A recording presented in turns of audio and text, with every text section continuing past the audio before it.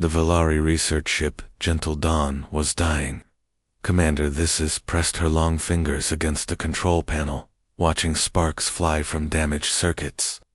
Behind her, the bridge crew worked desperately to keep their ship moving as they fled through the dark void of space, through the main viewing screen. This could see the terrible sight that haunted her dreams. Her homeworld, Valara Prime, burned in the distance. Orange flames spread across entire continents, where warships had dropped plasma bombs. Cities that had stood for thousands of years were now nothing but glowing craters. Millions of her people were dead, and millions more were fleeing in whatever ships they could find. Commander, we're receiving multiple distress calls from the refugee fleet, reported Lieutenant Sauce from the communication station. His voice shook with exhaustion. They had been running for 3 days now, barely staying ahead of the Korthok hunters. How many ships do we have left? Thesis asked, though she dreaded the answer. 47 vessels, mostly civilian transports. We have maybe 2 days of fuel remaining, and the Korthok scouts are gaining on us. Thesis closed her eyes. 2 days. That wasn't enough time to reach any of their allied worlds. The Korthok Empire had been planning this attack for years, cutting off escape routes and destroying supply lines. Her people were trapped. Suddenly, Dr. Velm looked up from her translation console, her large eyes wide with excitement. Commander, I'm picking up something strange. It's very old, maybe 300 years or more. The signal is weak but consistent. What kind of signal? Thesis moved closer to examine the readings. It appears to be a distress beacon, but from a species we've never encountered before. They call themselves humans. Dr. Velm's fingers danced over her equipment, trying to clean up the transmission. The mathematical structure is fascinating. They use based-in numbering systems, and their language has evolved significantly since this broadcast. Can you translate it? Give me a few minutes. Dr. Velm worked frantically, her specialized translation software breaking down the alien words. As the meaning became clear, her expression changed from curiosity to amazement. Commander, this is incredible. These humans were asking for help. Their ship was damaged, they were lost, and they were hoping someone would find them. Thesis felt a strange emotion stirring in her chest. Hope, perhaps. Where is this signal coming from? A star system about 6 days away at maximum speed. But, Commander, we don't know anything about these humans. They could be hostile, or worse, they might be extinct by now. This signal is centuries old. Around the bridge, the crew had stopped their work to listen. Everyone knew they were out of options. The Korthok Empire showed no mercy to defeated enemies. If they were captured, the best they could hope for was slavery. More likely, they would be executed as examples to other worlds considering resistance. Lieutenant Zaz spoke up nervously. Commander, we're detecting Korthok patrol ships entering this system. They'll have our location within hours. Thesis stared at the star charts showing the human signal's origin point. It was a gamble that could cost them everything. These humans might not even exist anymore. They might be another aggressive species like the Korthok, or they might simply ignore the desperate aliens who came seeking help. But what choice did they have? Dr. Velny, prepare a response message. Tell these humans that we received their old distress call. Explain our situation and ask if they can offer assistance. Thesis turned to her navigation officer. Plot a course for the human system. Signal all ships in our fleet to follow. Commander, are you sure about this? Asked Lieutenant Sauce. We're betting everything on strangers we know nothing about. Thesis looked once more at her burning homeworld through the viewing screen. Her people needed a miracle, and sometimes miracles came from the most unexpected places. Sometimes, Lieutenant, answering an old cry for help is exactly what brings help to you. Set course for the human system. Maximum speed. As the Valari fleet changed direction toward the unknown, every person aboard Gentle Dawn held their breath. They were flying toward complete strangers, carrying nothing but desperate hope and an ancient signal that someone, somewhere, had once needed rescue too.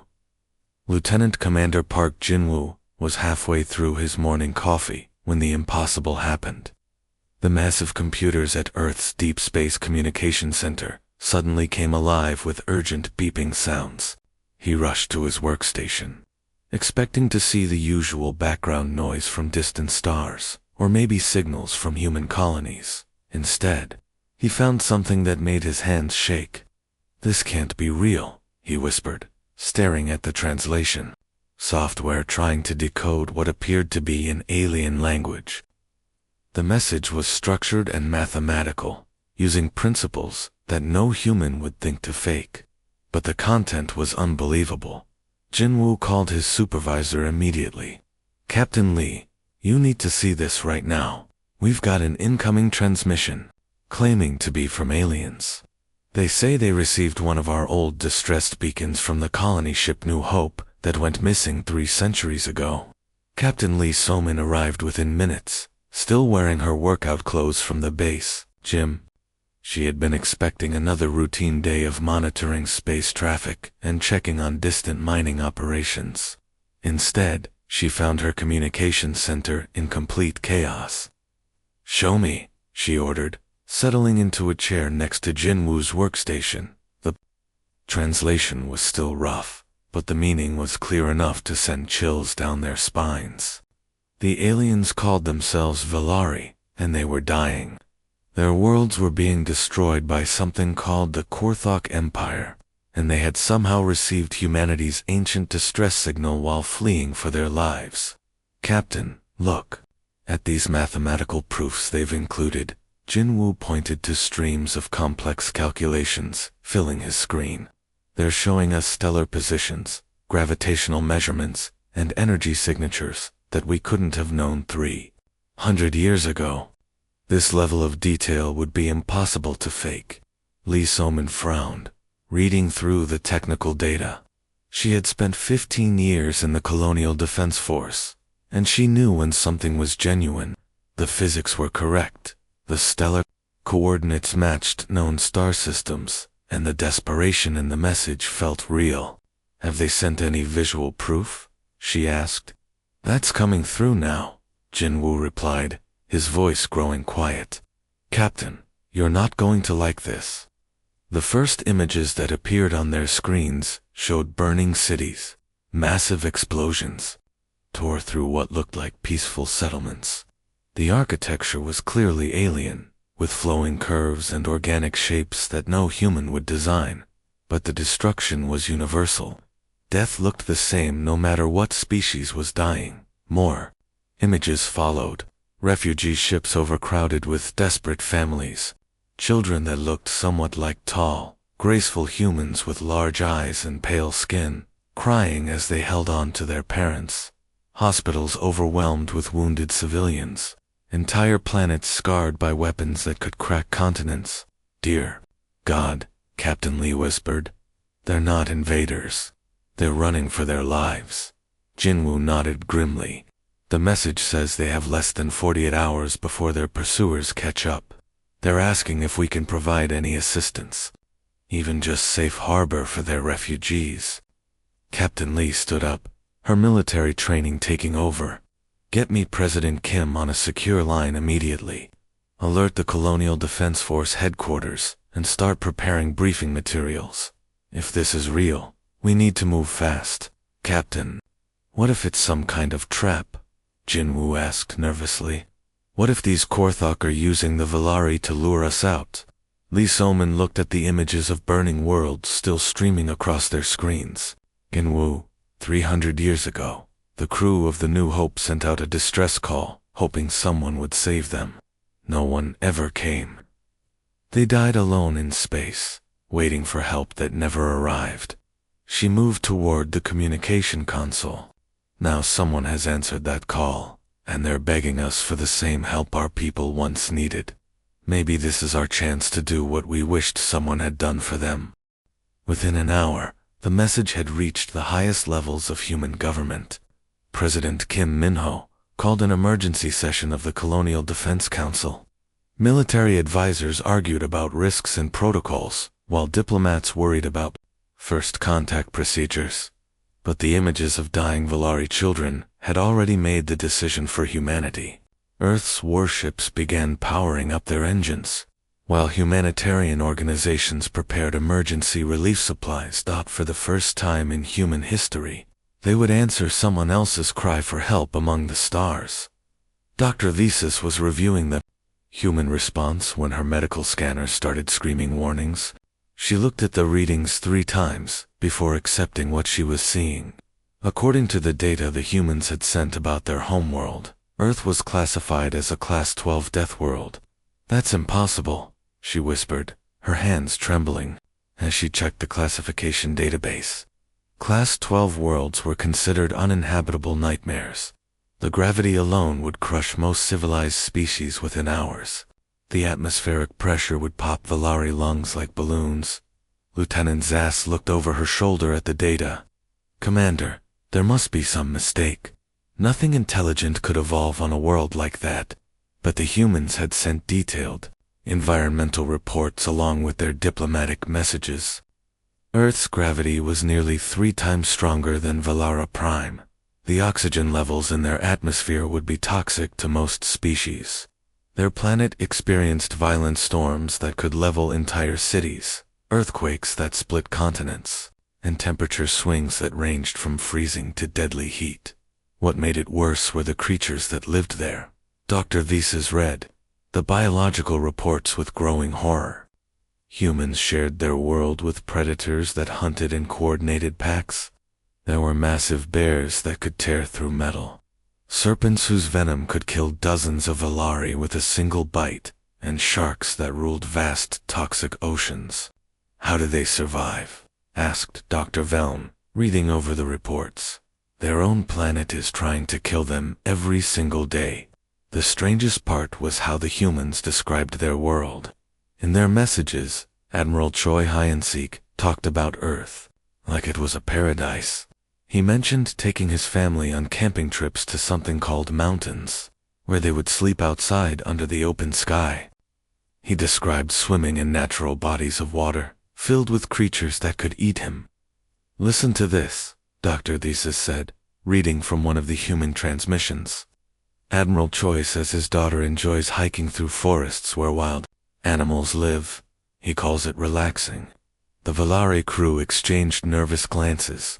On their homeworld, even the gentlest creatures were kept in protective reserves, far from population centers. The idea of children playing near wild animals was terrifying.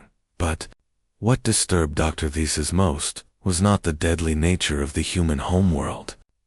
It was how genuinely concerned these Deathworld survivors seemed about Valari comfort and safety. Admiral Choi's latest message was filled with detailed questions about Valari biology. He wanted to know their atmospheric requirements, temperature, preferences, dietary restrictions, and cultural customs. He asked about their medical needs and whether they had any religious practices that required special accommodations. "He's more worried about whether we'll be comfortable than whether we might be dangerous," Dr. Thesis observed. "Look at this. He's asking if our children have any special educational requirements." The human admiral had included plans for refugee ships designed specifically for Valari physiology. The artificial gravity would be adjusted to match their homeworld. The atmosphere would be carefully regulated to keep them safe. There were even entertainment systems loaded with peaceful music and images of gentle landscapes. "They're treating us like honored guests, not desperate refugees," Lieutenant Zass said in amazement. Dr. Velm pulled up more information about human military doctrine. "Commander, according to their historical records, humans have been fighting wars on their death world for thousands of years. They battled each other, their environment, and the predators that share their planet. But look at their recent conflicts." The data showed something remarkable. Despite their incredible military capabilities, humans had spent the last century focusing on peacekeeping and humanitarian missions. They had the technology to destroy entire planets, but they used it to build hospitals and schools on distant worlds. These beings evolved to survive on a world that would kill us in minutes. Dr. This said slowly. They've spent thousands of years fighting for survival against impossible odds, and now they want to use all that strength to protect strangers they've never met. A new message arrived from Admiral Choi.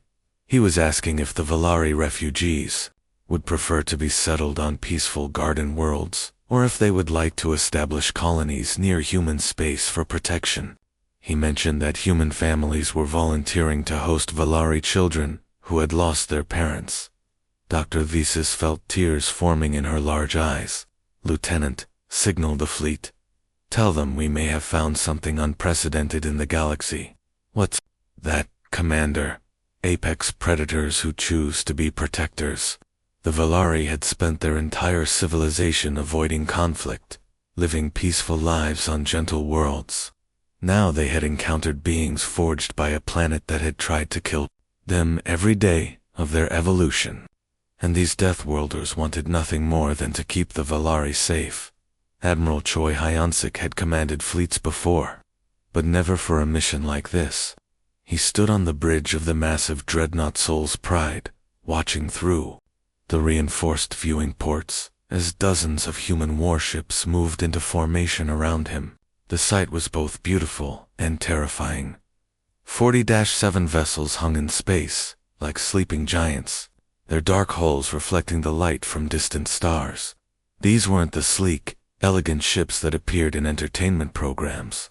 Human warships were built like fortresses that could fly. Thick armor plating covered every surface, designed to survive impacts from asteroids traveling at incredible speeds. Their hulls could withstand the radiation from solar storms and the crushing pressure of gas giant atmospheres. Engineering Chief Yoon, what's our status? Admiral Choi asked, turning to the woman who kept these mechanical monsters running. Engineering. Chief Yoon. Daehai looked up from her tablet, her face serious but excited. All 47 ships report ready for immediate deployment, Admiral. Fusion reactors are running at optimal levels, hyperspace drives are charged and tested, and weapon systems are fully operational. She paused, looking at her detailed reports. Sir, I have to say, I've never seen the fleet this motivated. When the crews learned we were going to help refugees, volunteer requests flooded in from every ship in the Colonial Defense Force. We could have assembled twice this many vessels if we had more time. Admiral Choi nodded, feeling a surge of pride in his people. Humans had always been willing to fight, but they fought hardest when protecting those who couldn't protect themselves. What about our humanitarian vessels? He asked. Captain Nam Kijin stepped forward from the communications station. A veteran of 3 colonial wars, he now commanded the hospital ship Mercy's Light, painted pure white with red medical crosses, visible from orbit. Admiral, we've converted 2 of our largest colony ships for refugee transport. The new Busan and Jejuop have had their cargo holds completely redesigned. He pulled up holographic blueprints, showing the ship modifications. Each vessel can now house 10,000 Valari refugees in comfortable conditions. We've installed atmospheric processors to maintain the exact air mixture they need. The gravity generators have been recalibrated to match their homeworld conditions. Medical bays are equipped with equipment designed specifically for their physiology. Admiral Choi studied the plans, impressed by how quickly human engineers had worked. In just 72 hours, they had completely redesigned to massive to serve as floating cities for an alien species they had never met. The Mercy's Light has been equipped with the most advanced medical facilities we could install. Captain Nam continued, our doctors have been studying Valari biology around the clock. We can perform surgery, treat radiation sickness, and handle any medical emergency they might face. Through the bridge windows, Admiral Choi could see the converted ships joining their formation. The new Busan was enormous, nearly 2 kilometers long, and designed to carry everything needed to establish a new colony. Now it would carry families fleeing for their lives. The Jeju Hope was slightly smaller but equipped. with advanced life support systems that could maintain perfect living conditions for months. Admiral, incoming message from Earth Command. Reported Communications Officer Park Min-Jung. President Kim's face appeared on the main screen, looking tired but determined. Admiral Choi, you have full authorization to use whatever force is necessary to protect the Valari refugees. The entire planet is watching, and we're all counting on you to represent humanity well. Understood, Mr. President. We won't let you down. The President's expression softened slightly. Hyen-Sik, these aliens answered a 300-year-old distress call from our people. They didn't have to do that. They could have kept running and saved themselves. Instead, they took a huge risk to contact us. Now it's our turn to take risks for them. Admiral Choi saluted. Sir, the Third Fleet is ready to depart. Then go bring them home. The connection ended, and Admiral Choi turned to his crew. These men and women had trained their entire lives for war, but today they were embarking on something different. Today, they were racing across the galaxy to save strangers who had shown kindness to humanity when they didn't have to. All ships, prepare for hyperspace jump, Admiral Choi announced over the fleet communication system. Navigation, set course for the Valari coordinates. Maximum speed. The space around the 47 ships began to shimmer and bend as their hyperspace drives activated. Reality twisted and folded as the massive fleet disappeared into the cosmic void, carrying humanity's first interstellar rescue mission toward a desperate species that had answered an ancient cry for help.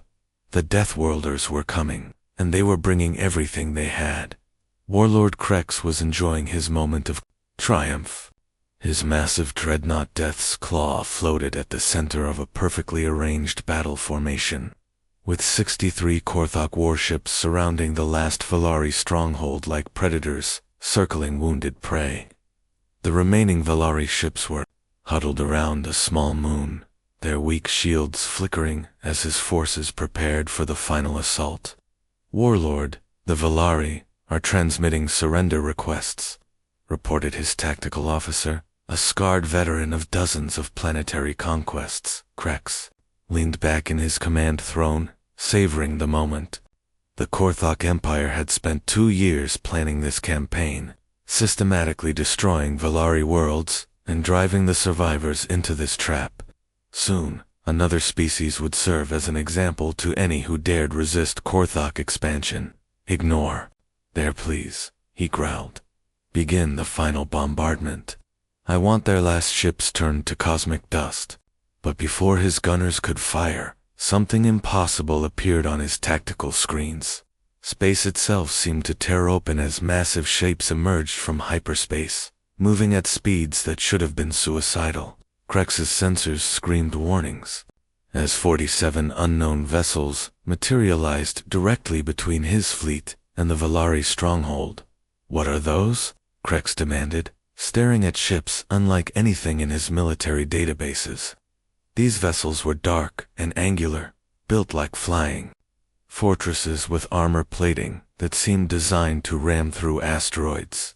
They moved in perfect formation, their approach so aggressive that several of his captains instinctively began backing away. Unknown species, Warlord. Their ship designs don't match any known technology. The lead vessel, barely half the size of Krex's dreadnought, accelerated directly toward his battle line at ramming speed. Every instinct told him these newcomers were either insane or suicidal. No sane commander would charge a superior force head-on.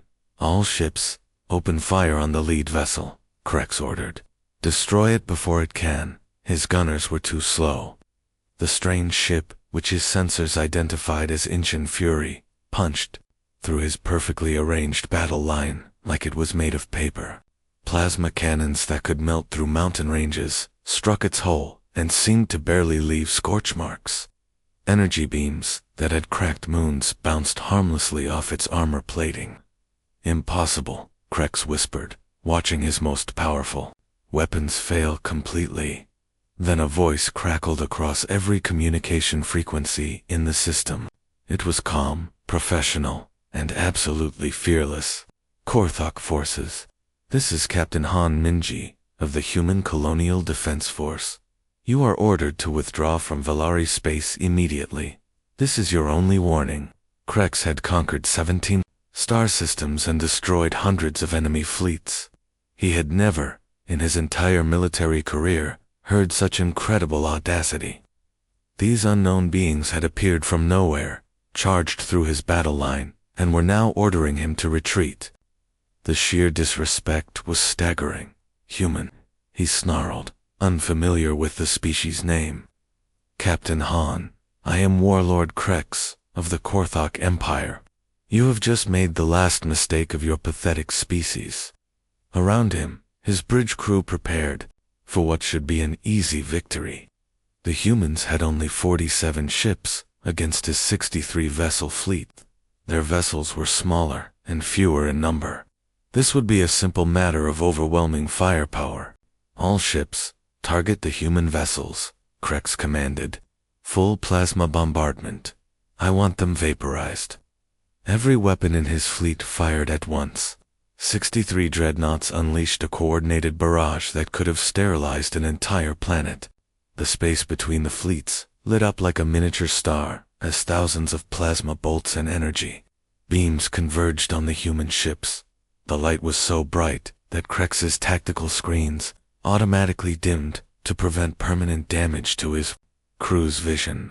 When the energy dissipated and the sensors cleared, he expected to see nothing but expanding clouds of debris where the human ships had been. Instead, he saw something that made his blood run cold. All 47 human vessels were still there, their dark hulls glowing red-hot from absorbed energy, but their formations intact. Several ships had visible damage, with armor plating melted and sections exposed to space. But they were still fighting and still advancing. Warlord, his tactical officer's voice was barely a whisper. Their ships absorbed a full fleet bombardment and survive. Captain Han's voice came across the communications again, still perfectly calm despite having just survived an attack that should have destroyed her entire fleet. Korthok Forces, that was your warning shot. The next one won't be so gentle. Last chance to withdraw peacefully, for the first time in his career. Warlord Krex felt something he had never experienced before while commanding a fleet. Fear. Captain Han Minji watched the tactical display as the asterisk, Inchin Fury asterisk, shook off the massive plasma bombardment like a bear shaking off raindrops. The ship's hull was glowing red-hot in several places, and 3 of her forward armor plates had been completely melted away, but her vessel was still fighting strong. Damage report, she called out to her engineering team. Hull integrity at 85%. Captain, shields are down, but regenerating. All weapon systems operational, came the quick response from Chief Engineer Kim Taemin through her bridge windows. Captain Han could see the Korthok fleet regrouping, clearly shocked that their devastating attack had failed to destroy the human ships. It was time for the next phase of the battle plan. Sergeant Major Beak, are your Marines ready for boarding operations? Yes, ma'am, came the gruff voice of Sergeant Major Beak Sunho over the communication system. My boys are suited up and eager to show these aliens how humans fight up close. The Inchin Fury accelerated toward the nearest Korthok heavy cruiser, a massive vessel bristling with weapons and armor. The Korthok ship tried to turn away, but human vessels were built for ramming attacks. Within minutes, the 2 ships collided with a thunderous crash that echoed through both hulls. Sergeant Major Beak led 12 Marines through the breach point, their powered armor gleaming under the emergency lighting. The human boarding suits were designed for the worst possible conditions. They could operate in the vacuum of space, underwater, in toxic atmospheres, or during solar radiation storms. The first Korthok soldiers they encountered opened fire immediately, their plasma rifles creating brilliant flashes in the corridor. The energy bolts struck the human Marines and simply bounced off their armor plating. leaving small scorch marks that the Marines completely ignored. "Is that the best you've got?" Sergeant Major Beak asked, his voice broadcasting through external speakers so the aliens could understand him. He walked forward slowly, letting the Korthok soldiers empty their weapons into his chest armor. While he approached them, the Korthok warriors began backing away in terror as they realized their most powerful personal weapons were useless against these armored figures. Several dropped their rifles and ran deeper into their ship. "Private Lee, take point." "Private Yoon, watch our flanks," Beak ordered casually, as if they were on a training exercise instead of fighting for their lives inside an enemy warship. The Marines moved through the Korthok corridors with practiced efficiency. When they encountered sealed blast doors, they simply placed small explosive charges and walked through the resulting holes. When the ship's defenders tried to flood sections with toxic gas, the humans kept walking, their suits filtering out the poison automatically. The most terrifying moment for the Korthok crew came when the humans breached the main engineering section. Desperate to stop the invaders, the Korthok chief engineer deliberately ruptured the hull, exposing the entire compartment to the vacuum of space. The Korthok defenders died instantly, their bodies unable to survive in the airless void. But the human Marines simply continued their mission, talking to each other over their suit radios while walking around in perfect vacuum like it was a minor inconvenience. "Sergeant Major, should we set charges on the reactor core?" asked Private Lee Dong-wook, examining the alien engine systems. "Negative. Captain Han wants this ship captured intact, not destroyed. Just disable their weapons and engines," Beak replied, pulling out his portable toolkit.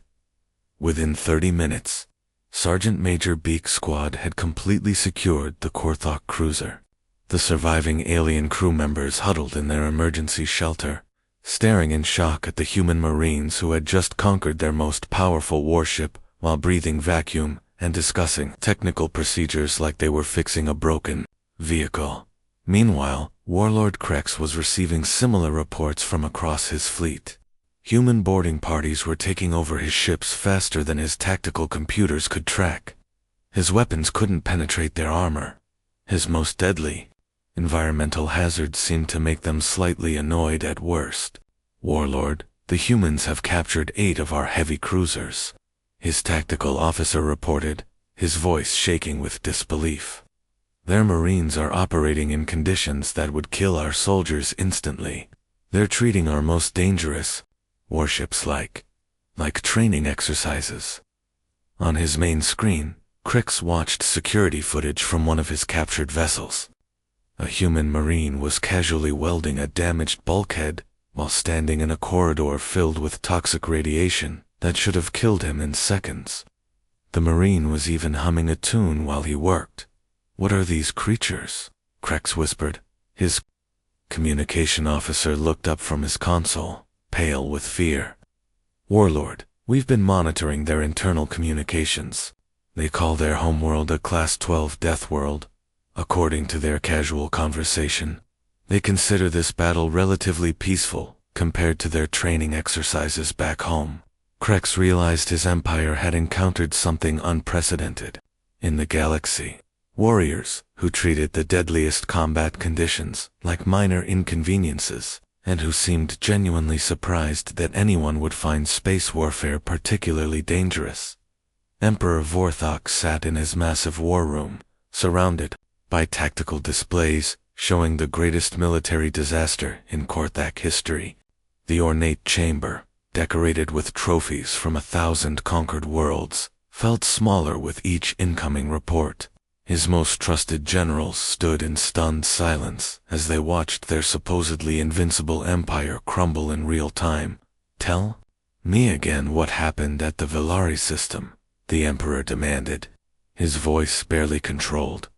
General Thok, veteran of 50 successful campaigns, consulted his battle reports with shaking hands. "Your Majesty, Warlord Krex engaged 47 human vessels with 63 of our finest dreadnoughts. Within 4 hours, 38 of our ships had been captured or disabled. The humans lost exactly 3 vessels. 3 ships, the Emperor repeated slowly. They lost 3 ships against our entire advanced fleet. Yes, Your Majesty. But that's not the most disturbing part. General Thok activated a holographic display showing combat recordings. The humans were holding back. Our analysis indicates they were using minimum necessary force throughout the engagement. The Emperor watched in horror as human marines casually walked through conditions that would instantly kill Korthok soldiers. They operated in vacuum, ignored toxic radiation, and treated plasma fire like annoying rain. But what made his blood run cold was their restraint. Look at this recording from the battlecruiser Iron Fang, General Thok continued. When our crew surrendered, the human commander personally ensured they received medical treatment. Commander Oh Sung-min, of their destroyer, Daegu Thunder, spent 2 hours coordinating medical care for wounded Korthok soldiers. The display showed something that challenged everything the Korthak Empire believed about warfare. Human medics were treating injured Korthak warriors with the same care they gave their own people. They had set up field hospitals aboard captured ships and were working around the clock to save lives. They could have killed everyone, the Emperor said quietly. Their weapons could have destroyed every ship in our fleet. Yes, Your Majesty. Our weapons analysis shows that human ships carry enough firepower to crack planets. But they targeted only weapons systems and engines. They avoided crew quarters and life support systems entirely. Another general stepped forward, his face pale with shock. Emperor, we've received similar reports from across the front lines. Human forces are advancing through 7 of our systems, but they're not behaving like conquerors.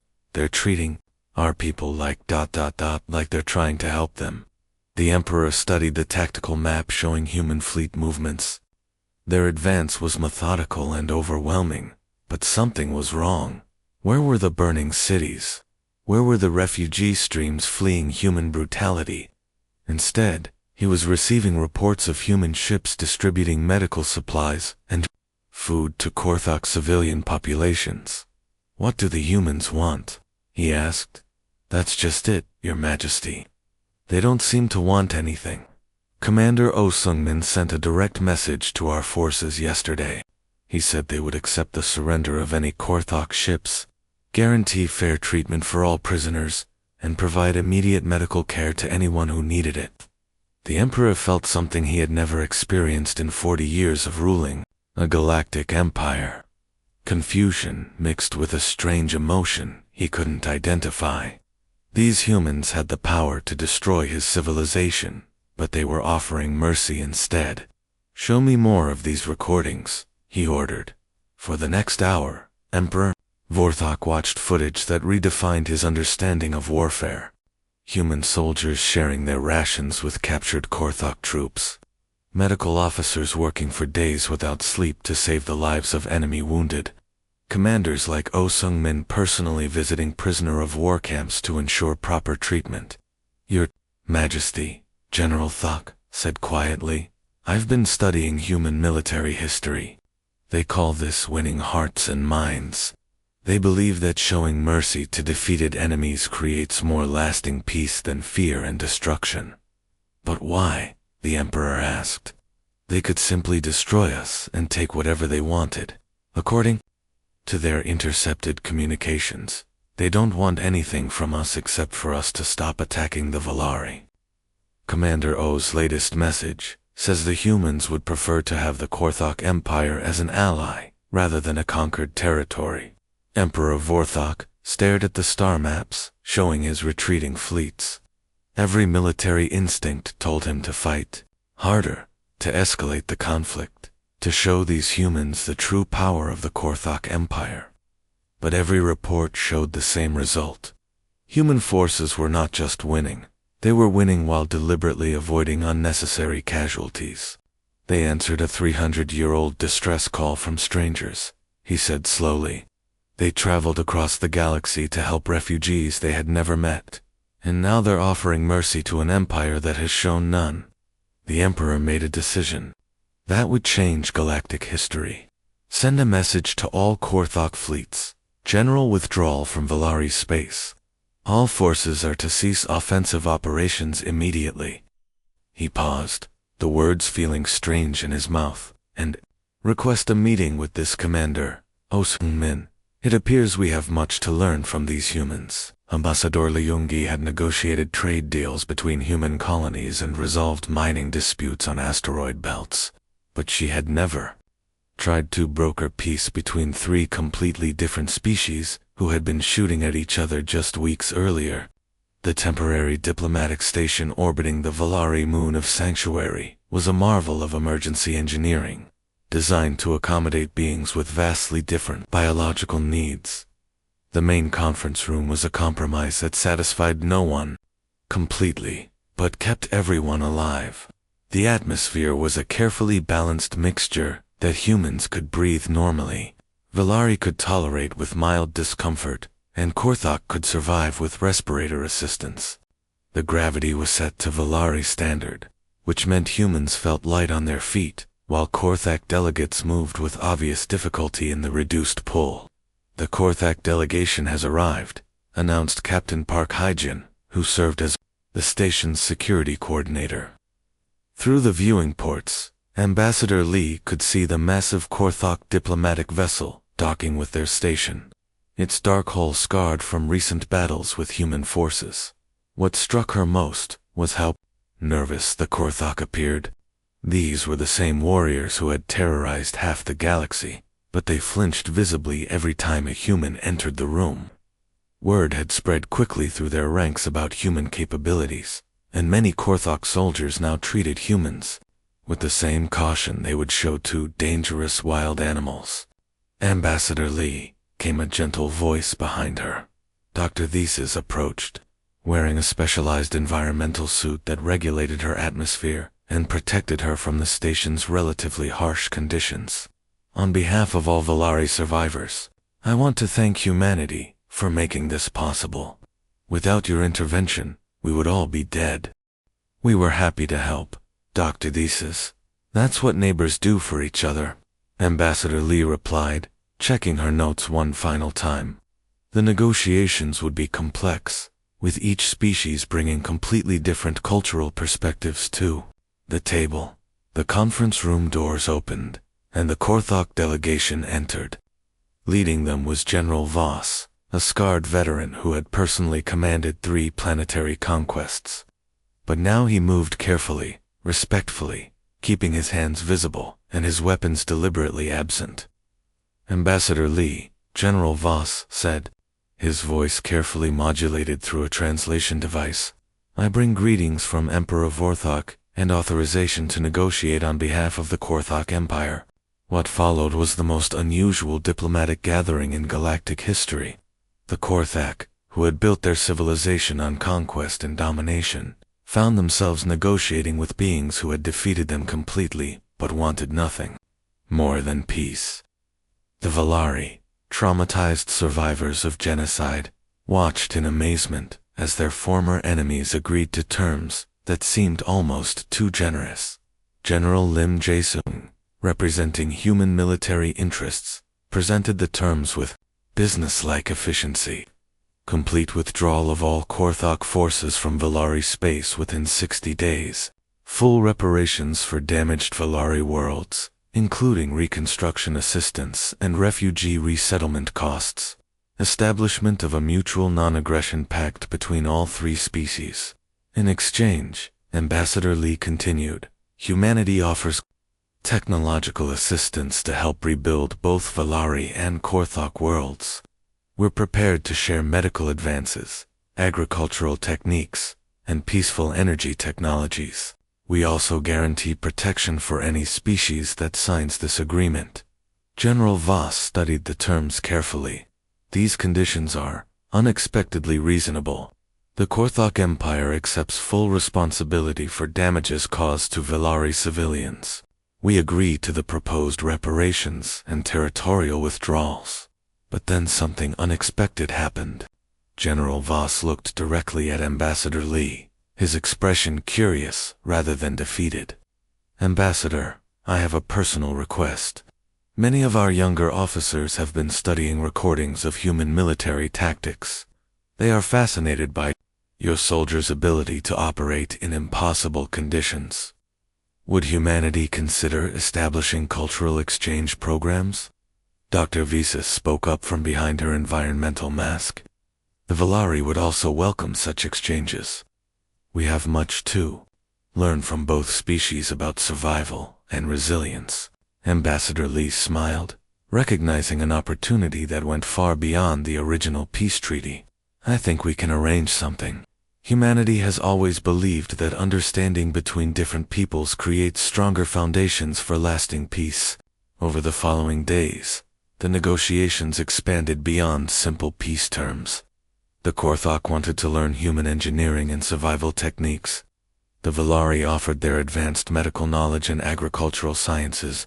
Humans found themselves in the role of mediators, helping to former enemies discover they had much to offer each other. The breakthrough came when Captain Park suggested joint training exercises. Instead of fighting each other, why not work together on rescue and disaster relief operations? The galaxy has plenty of natural disasters and humanitarian crises that could benefit from combined efforts.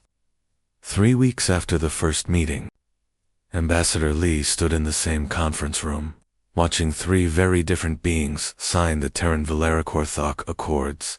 The agreement established not just peace, but the foundation for the galaxy's first multi-species alliance dedicated to mutual aid and protection. As the ceremony concluded, General Voss approached Ambassador Lee privately. Your people have shown us something we never understood before. True strength isn't about who you can conquer, but who you choose to protect. Admiral Choi Hyonsik stood at the observation deck of Harmony Station, watching something that would have seemed impossible just 6 months ago. The joint patrol vessel Unity's Promise was departing for its weekly security run through the outer systems, and its crew represented 3 species that had been shooting at each other half a year earlier. The ship itself was a marvel of cooperative engineering. Built on a human hull frame for durability, it incorporated Valari life support systems that could maintain perfect environmental conditions for all 3 species simultaneously. Korthok weapons technology had been modified for non-lethal enforcement, creating the most advanced peacekeeping vessel the galaxy had ever seen. Admiral, the Unity's Promise is requesting departure clearance, reported Communications Officer Kim Menesio from her station. Granted. Give Captain Park my regards, and remind her to check on the refugee convoy in Sector 7. Through the massive viewing windows, Admiral Choi could see Captain Park Hyjin on the bridge of her vessel, coordinating with her mixed crew. The sight still amazed him, a human captain giving orders to Korthok tactical officers, while scientists monitored the ship's advanced sensor systems. What had started as an emergency rescue mission had evolved into something much larger. The station around him was equally impressive. Harmony Station had been constructed in just 4 months, using combined resources from all 3 species. Korthak heavy construction equipment had assembled the massive framework, while Valari engineers designed life support systems that could accommodate dozens of different alien species. Human coordination and management had made it all work together smoothly. Admiral, we have 17 new refugee ships requesting sanctuary, announced Lieutenant Commander Yoon Taeho, reviewing the latest arrival reports. 3 Zilani vessels fleeing civil war, 6 Thraxian colony ships displaced by asteroid impacts, and 8 mixed-species trader convoys seeking protection from pirates.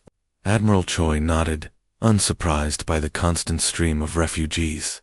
Word had spread quickly through the galaxy that the Terran-Valera Korthok alliance offered genuine protection to anyone in need. Every day brought new species seeking help, and every day the alliance found ways to accommodate them. What's the current capacity situation? Harmony Station can handle the new arrivals, sir.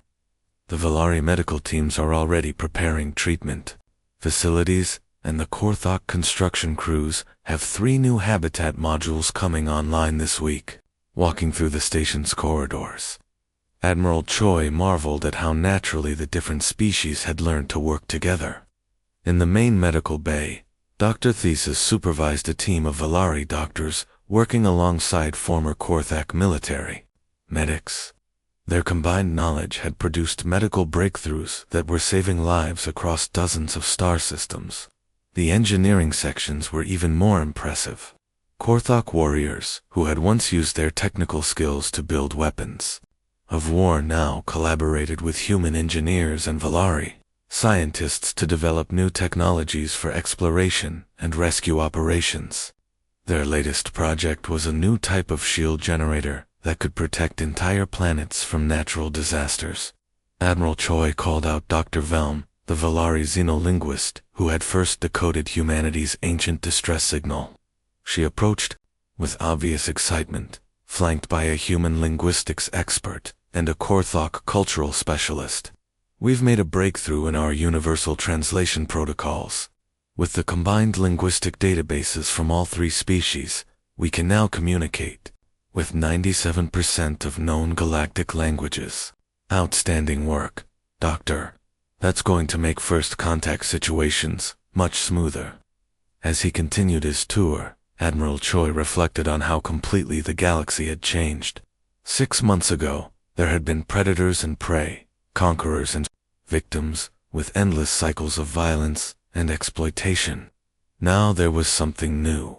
The Alliance had created a model based on cooperation, protection, and mutual benefit. The communication center buzzed with activity as operators coordinated rescue missions, diplomatic contacts, and cultural exchanges across hundreds of star systems. Species that had never known peace were learning to work together under human guidance.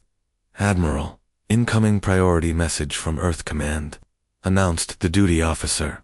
President Kim's face appeared on the main screen, smiling broadly.